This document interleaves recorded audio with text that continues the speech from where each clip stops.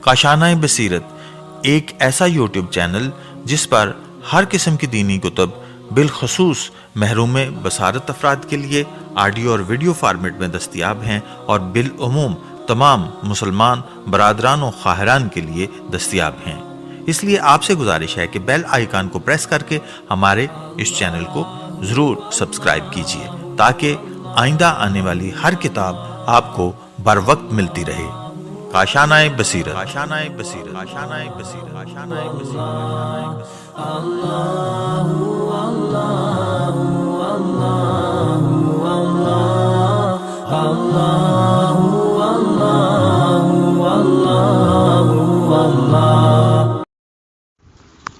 صفحہ نمبر 147 مصنف کے بارے میں 1917 سے 1999 شائستہ سعید۔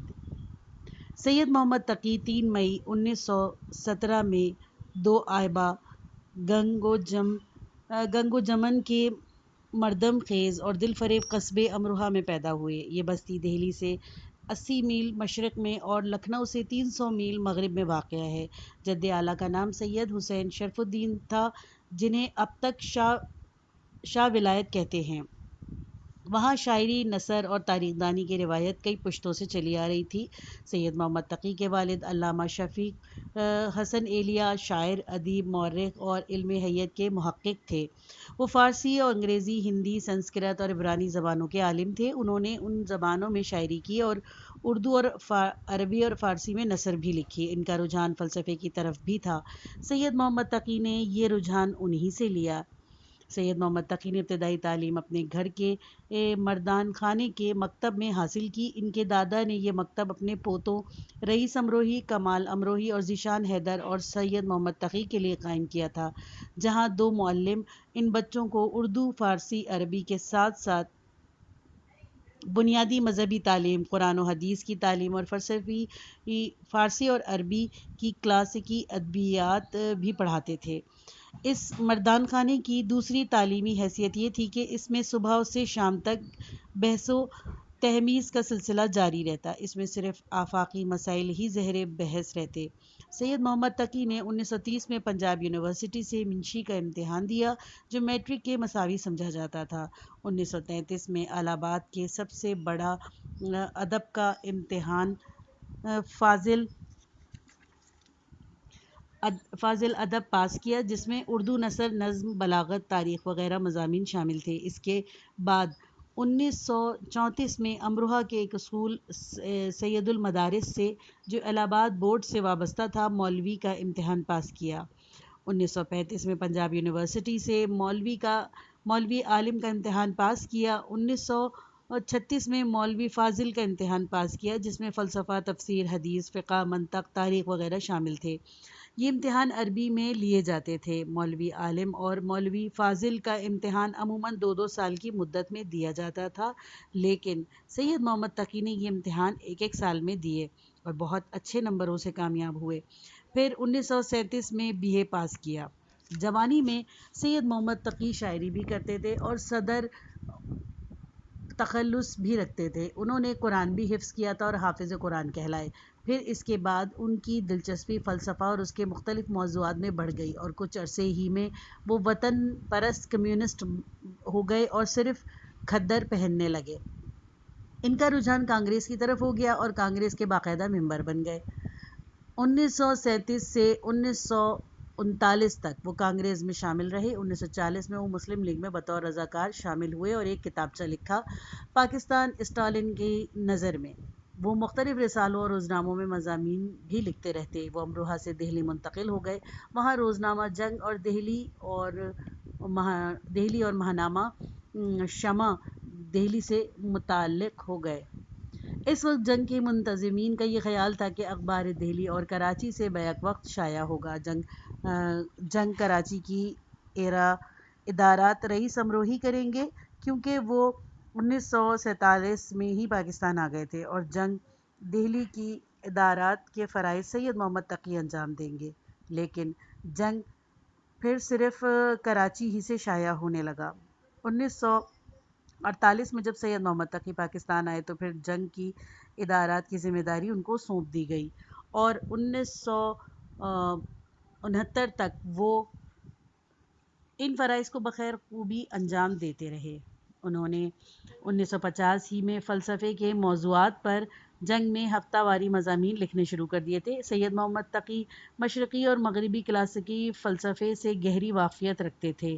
ایک ہی نشست میں ابو علی سینا، افلاطون، ارسطو، بیرٹن رسل، وٹ گینٹائن اور قرآن و حدیث کی کتابوں کے حوالے دیتے اور کتاب کے متعلقہ صفحات بھی بتاتے چلتے تھے۔ یہ اس مسلسل ریاضت کا ثمر تھا جس میں انہوں نے تاریخ انسانی کے ہر دور کی فکری اساس کو سمجھنے کی صحیح کی تھی۔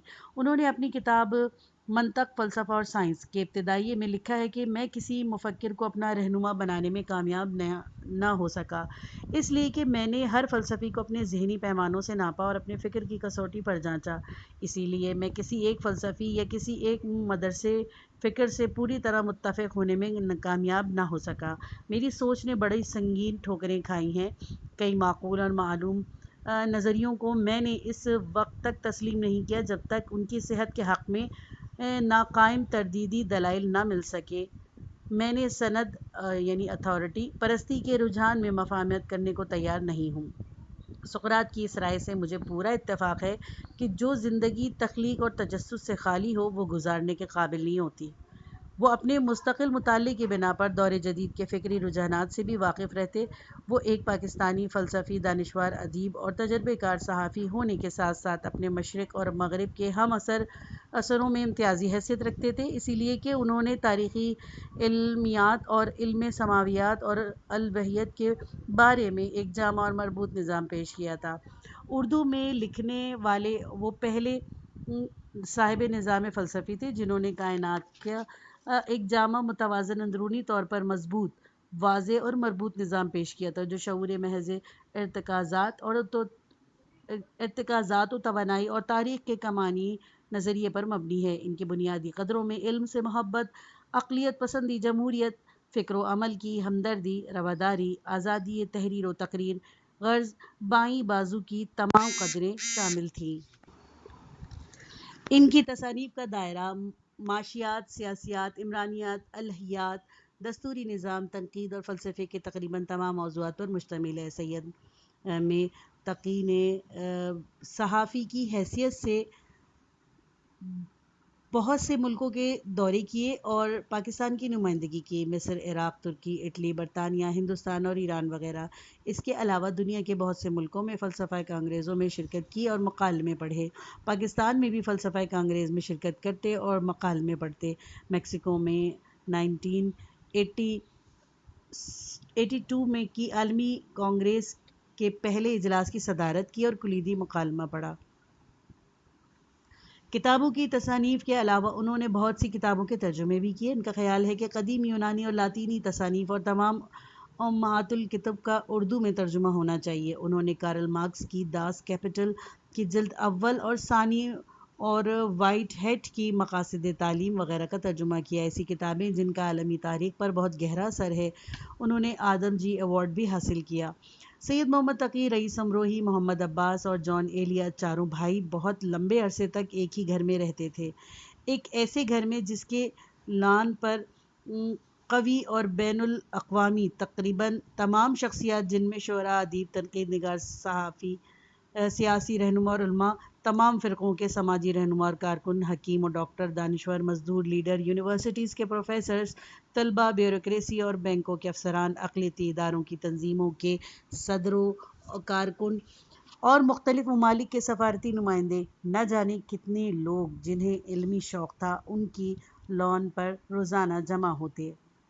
یہ اجتماع روز کا معمول تھا اور کبھی بھی کسی بھی وجہ سے یہ روز کا معمول بدلتا نہیں تھا۔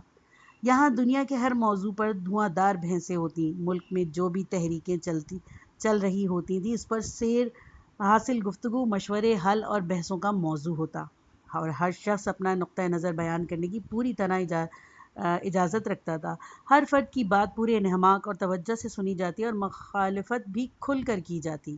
شہر کے بہت سے لوگ اس لان کو کراچی کا ہائیڈ پارک کہتے تھے۔